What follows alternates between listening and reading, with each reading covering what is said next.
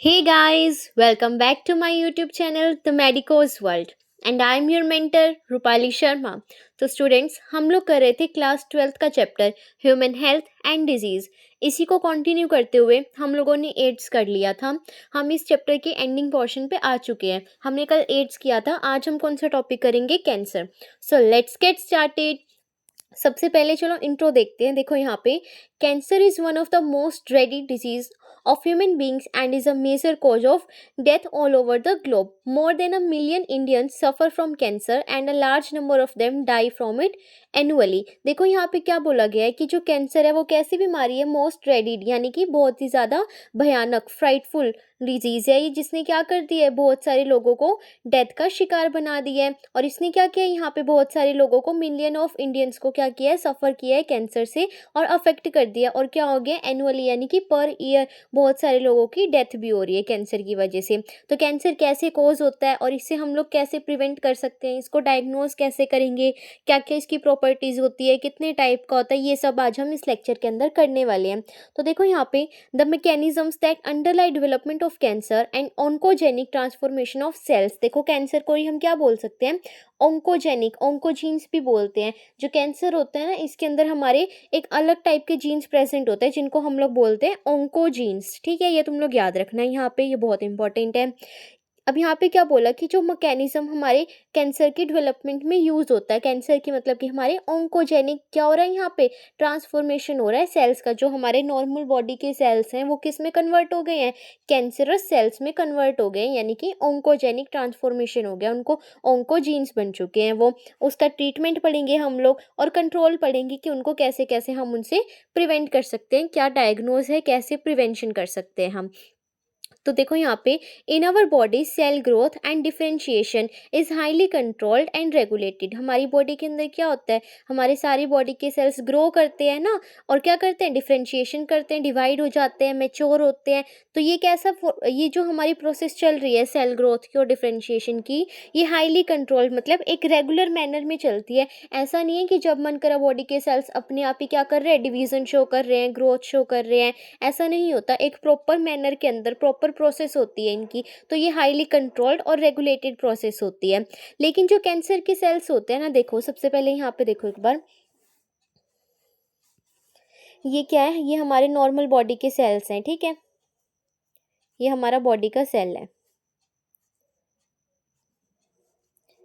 अब क्या हो गया, इस बॉडी के सेल को अफेक्ट कर दिया गया, किसने, कुछ ऐसी रेज आई यहाँ पे,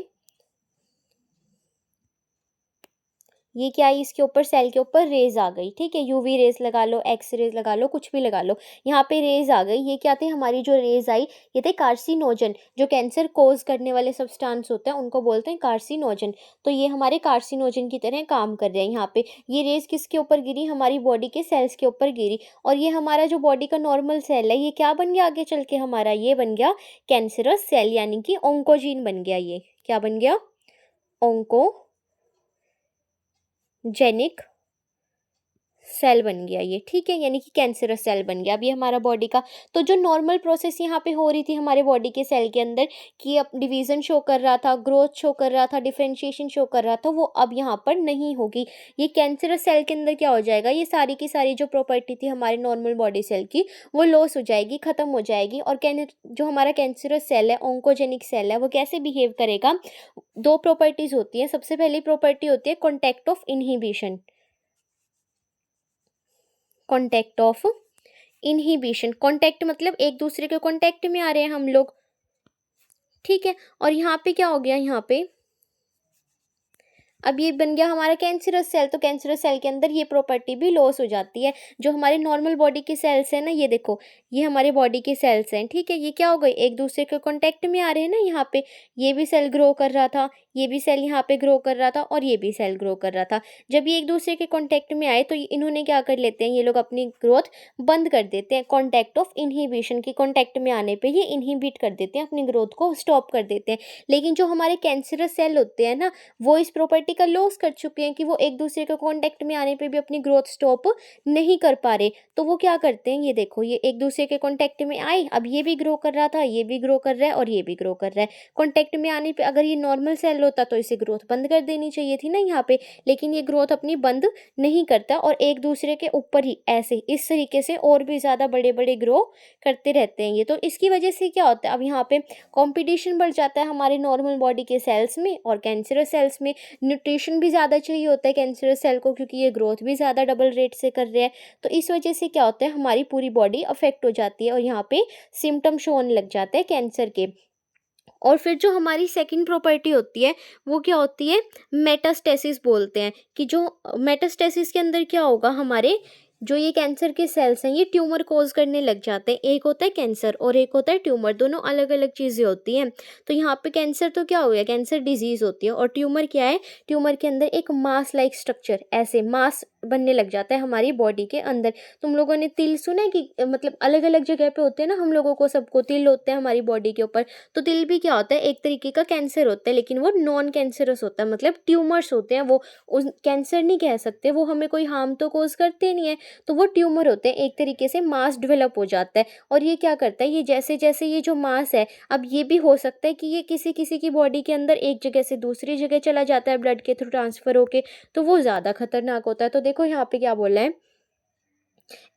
यही बात बोली गई है कि हमारे जो नॉर्मल बॉडी के सेल हैं उनकी जो प्रोसेस है डिफरेंशिएशन की और ग्रोथ की, वो कैसी है, कंट्रोल्ड और रेगुलेटेड है। लेकिन in cancerous cell there is a break down of this regulatory mechanism. ये रेगुलेटरी मैकेनिज्म क्या हो जाता है, लॉस्ट हो जाता है, इसका ब्रेक डाउन हो जाता है। नॉर्मल सेल कैसी प्रॉपर्टी शो करते हैं, कॉन्टैक्ट इनहिबिशन की, जिसकी वजह से क्या होता है, कॉन्टैक्ट में आने पे ये दूसरे सेल्स की अपनी जो ग्रोथ है उसको क्या नहीं होने देते, अनकंट्रोल नहीं होने देते, उसको इनहिबिट कर लेते हैं, रोक लेते हैं। लेकिन जो कैंसर के सेल्स हैं वो इस प्रॉपर्टी का क्या कर देते हैं, लॉस कर देते हैं, जिसकी वजह से जो हमारे कैंसरस सेल्स हैं वो क्या करते रहते हैं, डिवाइड करते रहते हैं और एक मास बना लेते हैं। मतलब कि इस टाइप से कैलस की फॉर्मेशन हो जाती है, मास फॉर्मेशन, जिसको क्या बोला जाता है, ट्यूमर बोला जाता है। अब ये ट्यूमर भी हमारा दो टाइप का होता है, एक होता है बिनाइन ट्यूमर और एक होता है मैलिग्नेंट ट्यूमर। इनमें से भी जो मैलिग्नेंट वाला है वो ज़्यादा खतरनाक है। क्यों, क्योंकि मैलिग्नेंट वाला मैंने यहाँ पे बताया ना कि ट्यूमर भी क्या करता है, ब्लड के थ्रू ट्रांसफर हो जाता है, एक जगह से दूसरी जगह जाता रहता है, तो और भी ऑर्गन्स को अफेक्ट करता है। तो मैलिग्नेंट वाला ट्रांसफर हो सकता है ब्लड के थ्रू और बिनाइन वाला नहीं होता। तो देखो बिनाइन ट्यूमर क्या है, benign tumour normally remain confined to their original location and do not spread to other parts of the body and cause little damage। यहाँ पे क्या बोला है कि जो बिनाइन ट्यूमर है वो एक ही जगह पे रहता है, जो उसकी ओरिजिनल लोकेशन है जहाँ पे वो पैदा हुआ है, बनना शुरू हुआ है, वहीं पे रहेगा। दूसरे पार्ट्स में क्या नहीं होता, स्प्रेड नहीं होता, इसीलिए ये लेटल डैमेज, थोड़ा सा ही नुकसान पहुंचाता है हमारी बॉडी को। लेकिन जो मेलिग्नेंट ट्यूमर है दूसरी तरफ, वो क्या होता है, are a mass of proliferating cells का ये मास होता है। इसको क्या बोला जाता है, नियोप्लास्टिक या फिर ट्यूमर सेल्स बोल सकते हो। ट्यूमर का ही दूसरा नाम है क्या, नियोप्लास्टिक। तो जो ट्यूमर सेल्स होंगे उनको तुम लोग क्या बोल सकते हो, नियोप्लास्टिक सेल्स भी बोल सकते हो। ये क्या करते हैं, ये जो सेल्स हैं नियोप्लास्टिक सेल्स, ये बहुत जल्दी जल्दी रैपिड ग्रोथ शो करेंगे, इन्वेडिंग यानी कि दूसरों को हार्म पहुंचाना, हार्मफुल हैं और डैमेज करते हैं क्या, जो नॉर्मल हमारे टिश्यूज हैं आसपास के उनको, बॉडी के। As the cells actively divide and grow they also starve the normal cells by competing for vital nutrients. अब मैंने बताया, क्या बताया कि इन्होंने कॉन्टेक्ट ऑफ इनहिबिशन की प्रॉपर्टी का तो लॉस कर दिया ना यहाँ पे हमारे नियोप्लास्टिक सेल्स ने, एक दूसरे के पास पास आने पे भी ये क्या कर रहे हैं, मास का डेवलपमेंट करते रहते हैं ना, ट्यूमर बना देते हैं। तो इनके अंदर कंपटीशन भी बढ़ जाता है हर चीज़ के लिए, न्यूट्रिएंट्स के लिए भी। तो ये क्या हो जाता है, हमारे जो नॉर्मल बॉडी के सेल्स हैं वो तो भूखे ही रह जाते हैं, सारा न्यूट्रिशन तो ये हमारे कैंसर वाले सेल ले जाते हैं। तो ये क्या करते हैं, नॉर्मल बॉडी के सेल्स स्टार्व रह जाते हैं, यानी कि भूखे रह जाते हैं, इनको खाना ही नहीं मिलता, ये बेचारे कम्पीट ही करते रह जाते हैं। Cells loud from such tumour reach distant site through blood. अब मैंने यही बताया ना, मेलिग्नेंट वाला ज़्यादा हार्मफुल है। क्यों, क्योंकि देखो यहाँ पर क्या बोला है कि जो सेल्स हैं जो रिमूव्ड हो गए हैं, आउट का मतलब होता है रिमूव होना। Cell remove from such tumour, जो यहाँ से रिमूव हो गया, मान लो यहाँ पे था हमारा ट्यूमर, ये कहाँ चला गया, ये यहाँ चला गया, तो यहाँ से तो रिमूव हो गया ना, हट गया, तो इसीलिए बोला है कि जो रिमूव हो चुके हैं यहाँ से, रीच डिस्टेंट साइट, वो दूसरी दूर दूर जगह पे चले जाते हैं, किसके थ्रू, ब्लड के थ्रू, ब्लड ट्रांसपोर्ट कराता है, और वहाँ पे वो क्या हो जाएंगे, lodged into the body. Lodged का मतलब होता है पहुँच जाना, कि वहाँ पे वो लोग क्या हो जाएंगे, पहुँच जाएंगे, और वहाँ पे नई ग्रोथ शुरू कर देंगे, एक नया ट्यूमर बनाना स्टार्ट कर देंगे, इसीलिए ज़्यादा हार्मफुल है। और इसी प्रॉपर्टी को क्या बोला जाता है, मेटास्टेसिस, मतलब कि एक जगह से दूसरी जगह जाना, किसके थ्रू, ब्लड के थ्रू, और वहाँ पे एक नई चीज़ बना लेना, इसको बोलते हैं मेटास्टेसिस। देखो यहाँ पे एक बार दोबारा समझाती हूँ, सुनो। ये हमारा क्या है, ब्लड है, ठीक है। इसके अंदर बाकी कंपोनेंट्स भी हैं ब्लड के अंदर, आरबीसी, प्लाज्मा, प्रोटीन्स वगैरह। अभी उन सबको साइड रखो और मेन बात सुनो क्या है। देखो ये तुम्हारा क्या है, ट्यूमर सेल है, ठीक है, नियोप्लास्टिक सेल भी बोल सकते हो इसको। ये क्या हुआ, पहले ये तुम्हारे फेस पे था मान लो, ठीक है, फेस से ये कहाँ पहुंच गया, तुम्हारे ब्लड तो वहाँ पे भी सर्कुलेट कर रहा है ना, फेस पे भी, तो ये चला गया ब्लड के अंदर, ये आ गया यहाँ पे, और ये चलता चलता ब्लड में ट्रैवल करता करता कहाँ पहुंच गया, तुम्हारे हाथ पे पहुंच गया। ये रहा तुम्हारा हाथ, तो ये हाथ के ऊपर जाके बन गया, है ना। अब यहाँ पे भी है ब्लड, तो हो सकता है ये ब्लड से कहीं और जगह पे भी पहुंच जाए, और वहाँ पे भी क्या कर दिया इसने, छोटे छोटे नए ट्यूमर सेल्स बना दिए, जो हमारी बॉडी को और हार्म पहुंचा रहे हैं। तो इस प्रॉपर्टी को क्या नाम दोगे तुम लोग, मेटास्टेसिस। ये याद रखना, बहुत इंपॉर्टेंट, दो प्रॉपर्टीज पढ़ी, contact of inhibition and metastasis, इसको याद रखना। अगर यहाँ पे कोई भी दिक्कत आ रही है तो जल्दी जल्दी से कमेंट डाउन कर दो, बता दो, मैं तुम्हारी सारी प्रॉब्लम सॉल्व कर दूंगी। फिर नेक्स्ट हमारा जो टॉपिक है वो है कोजेज ऑफ कैंसर, कि कैंसर, ठीक है, हमने पढ़ा कि कैंसर कैसे कैसे फैल रहा है। अब ये तो पढ़ेंगे ना कि कोज क्या है, फैल ही क्यों रहा है, वो क्या, ऐसा क्या हो गया हमारी बॉडी के अंदर कि अचानक से ट्यूमर बनने लग गए, मेटास्टेसिस की प्रॉपर्टी शो करने लगे, हमारे जो नॉर्मल भोले भाले सेल्स थे बॉडी के, वो क्या करने लग गए, ब्लड के अंदर से जाने लग गए, है ना, एक जगह से दूसरी जगह पे कॉन्टैक्ट ऑफ इनहिबिशन की प्रॉपर्टी शो करने लग गए, कि उन्हें फ़र्क ही नहीं पड़ रहा कि आसपास बताओ इतने सारे सेल्स हैं, और उनको अपनी ग्रोथ पे पड़ी हुई है कि ग्रोथ करना है भाई हमको, तो इतना बड़े बड़े बन गए हैं, वो मांस बना दिया, ट्यूमर बना दिया बॉडी के अंदर। लेकिन हुआ किसकी वजह से ये सब, तो अब हम वो पढ़ेंगे। तो देखो यहाँ पे तुम्हारी बॉडी के अंदर हुआ क्या, तुम्हारी बॉडी के अंदर आ गई कार्सिनोजन। जहाँ पे भी ये नोजन वर्ड आएगा ना, इसका मतलब होता है कि वो सब्सटेंस जो उसको कोज कर रहे हैं किसी भी चीज़ को। यहाँ पे हम क्या पढ़ रहे हैं, कैंसर पढ़ रहे हैं ना, तो कार्सिनोजन मतलब कैंसर कोज करने वाली क्या चीज़ें हैं वो पढ़ेंगे, कौन कौन से एजेंट हैं, कौन रोल प्ले कर रहा है मेन यहाँ पे कैंसर कोज करने में।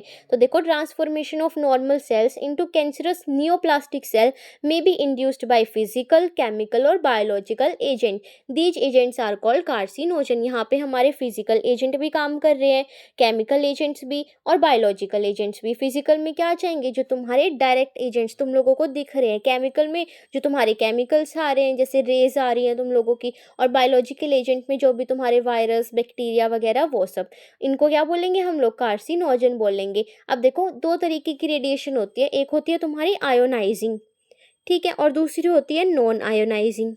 तो दोनों ही यहाँ पे बहुत इंपॉर्टेंट रोल प्ले करते हैं कैंसर कोज करने में।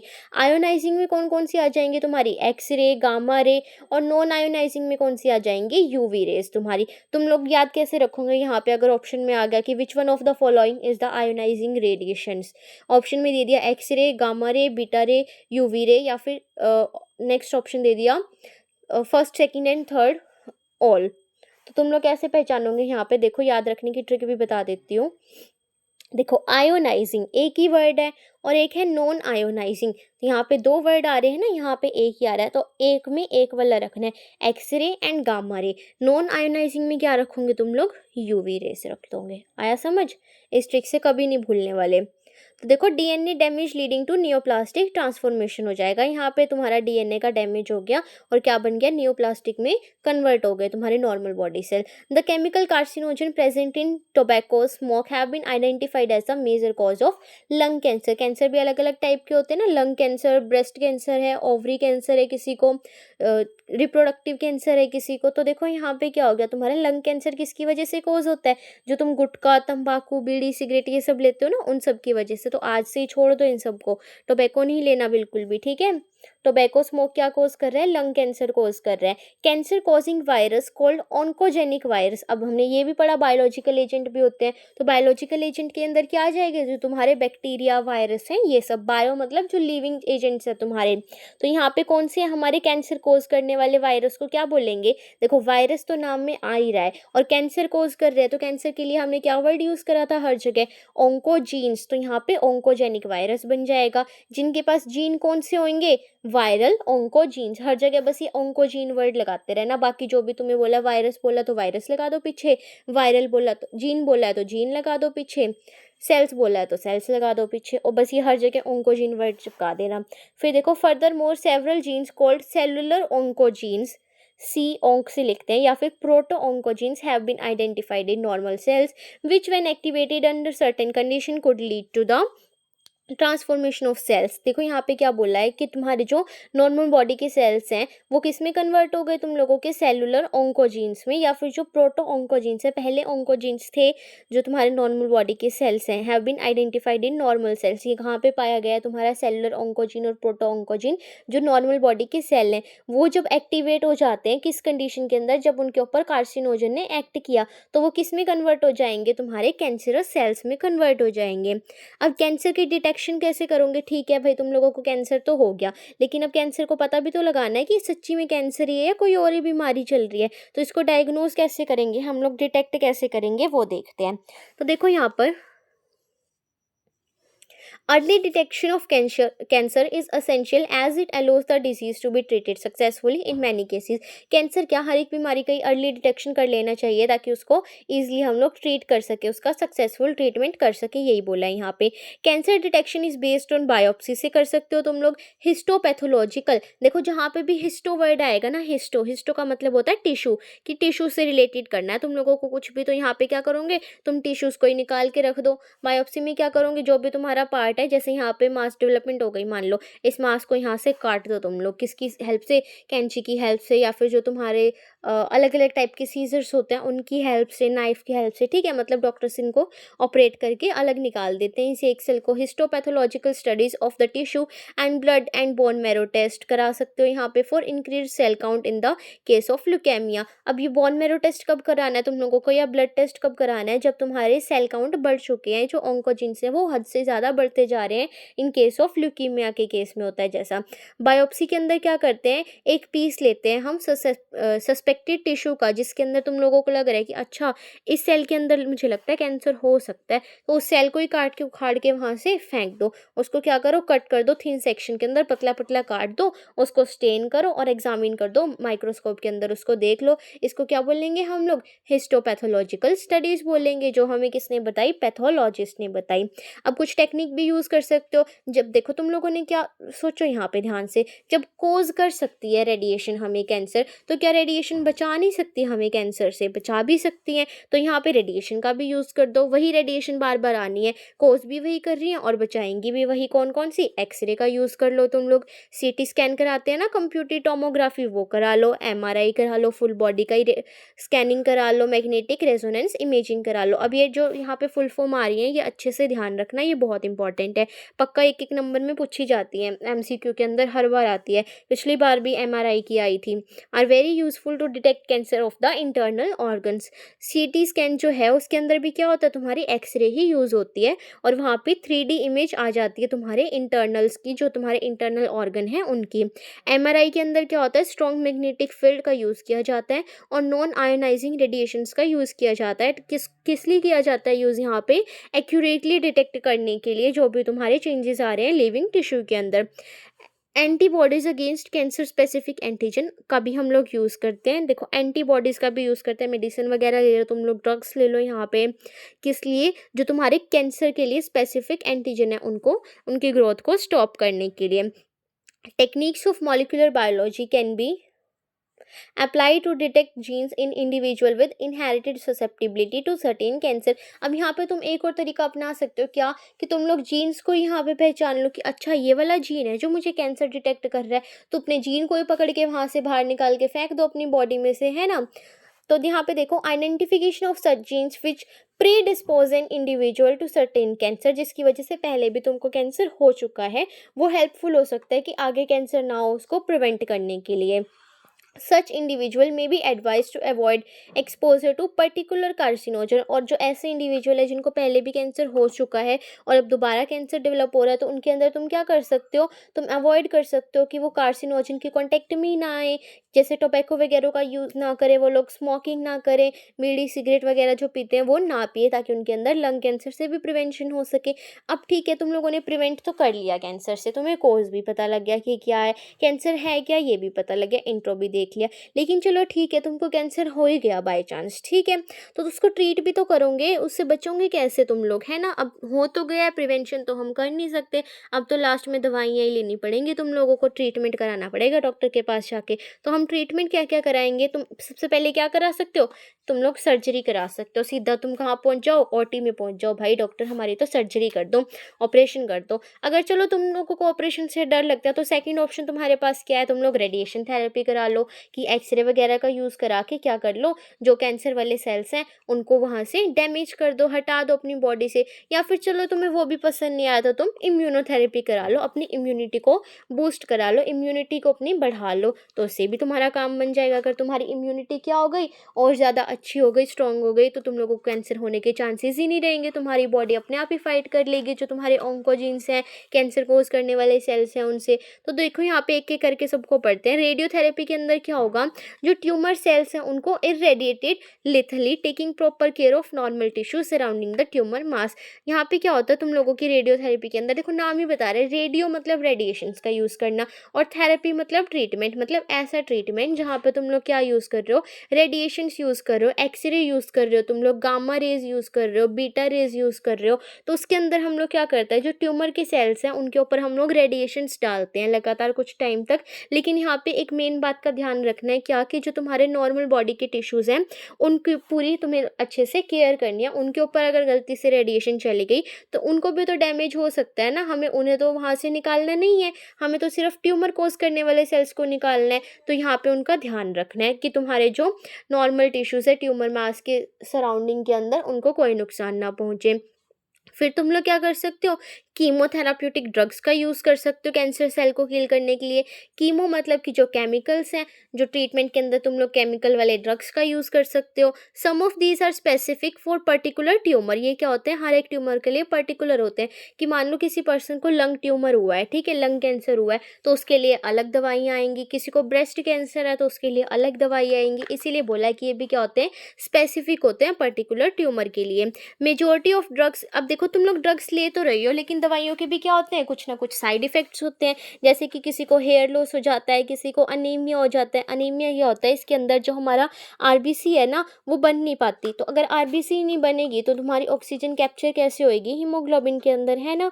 तो यहाँ पे हेयर लॉस हो जाएगा और अनीमिया हो जाएगा। हेयर लॉस के लिए हम दूसरा वर्ड यूज़ कर सकते हैं एलोपेशिया, ये भी याद रखना।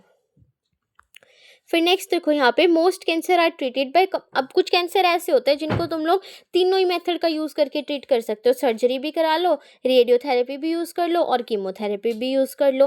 Tumour cell have been shown to avoid detection and destruction by the immune system. अब ट्यूमर सेल्स जो होते हैं ना हमारे, वो इतनी आसानी से अपने आप को पहचानने नहीं देते। मतलब तुम लोग गए डॉक्टर के पास कि डॉक्टर मुझे लग रहा है कि मेरे को कैंसर हो गया है, एक बार आप चेक कर लो। तो जो हमारे ट्यूमर सेल्स हैं ना वो बहुत ज़्यादा समझदार होते हैं, वैसे ही नहीं अपने आप को डिटेक्ट होने देते कि तुमने थोड़ा सा पार्ट लिया ट्यूमर सेल का, कि चलो आज तो मैं ट्यूमर सेल देखता हूँ माइक्रोस्कोप के नीचे दिखता कैसा है, ऐसे वो तुम्हारी पकड़ में नहीं आने वाले, वो छुप जाएंगे। तो वो क्या होते हैं, डिटेक्शन रिएक्शन करने से अपने आप को बचा लेते हैं। इसीलिए डॉक्टर क्या देते हैं पेशेंट्स को, कुछ ड्रग्स देते हैं जिनको हम लोग क्या बोलते हैं, बायोलॉजिकल रिस्पॉन्स मॉडिफायर, कि जो तुम्हारी बॉडी रिस्पॉन्स कर रही है, बायोलॉजिकल लिविंग सेल्स जो रिस्पॉन्स कर रहे हैं उनको वो क्या कर दे, मॉडिफाई कर दे, वो बढ़ा कर दिखाएंगे हम लोगों को कि अगर ट्यूमर सेल छुप भी गए हैं ना तो उनको ढूंढ लेगी हमारे वो जो ड्रग्स हैं। तो ऐसी ड्रग का नाम है एक अल्फा इंटरफेरोन, ये याद रखना। ये क्या करता है, जो हमारा अल्फा इंटरफेरोन है ये एक्टिवेट कर देगा हमारे इम्यून सिस्टम को,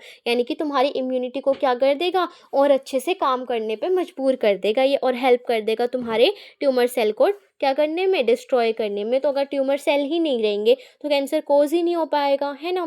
तो तुम लोगों ने यहाँ पे क्या देखा, सब कुछ देख लिया हमने, इंट्रोडक्शन भी देखा कैंसर का, कैंसर कैसे कैसे कोज हो रहा था, क्या क्या प्रॉपर्टी थी कैंसर की, कितने टाइप का हमारा ट्यूमर था, सेल्स को क्या बोलते हैं, जीन्स को क्या बोलते हैं, कोजेज क्या थे, उसका डायग्नोज क्या था, उसके बाद हमने प्रिवेंशन देखा, ट्रीटमेंट देखा। तो यहाँ पे हमारा कैंसर कंप्लीट होता है। कल हम लोग देखेंगे जो हमारे ड्रग्स हैं, ड्रग्स और अल्कोहल अब्यूज़, जिसके अंदर तुम लोग अलग अलग टाइप के ड्रग्स पढ़ोगे, opioid, heroin, morphine, cannabinoids, coca alkaloid, ये सब हम लोग कल देखेंगे। और हम लोग क्या देखेंगे कि जो अल्कोहल वगैरह है वो कैसे बनती है, वो भी हम लोग कल देखेंगे। तो अगर सेशन अच्छा लगा तो जल्दी जल्दी से चैनल को सब्सक्राइब कर दो, वीडियो को लाइक कर दो, और अगर कोई भी डाउट आ रहा है तो जल्दी से कमेंट्स में बता दो, मैं डाउट सोल्व कर दूँगी। So thank you so much guys.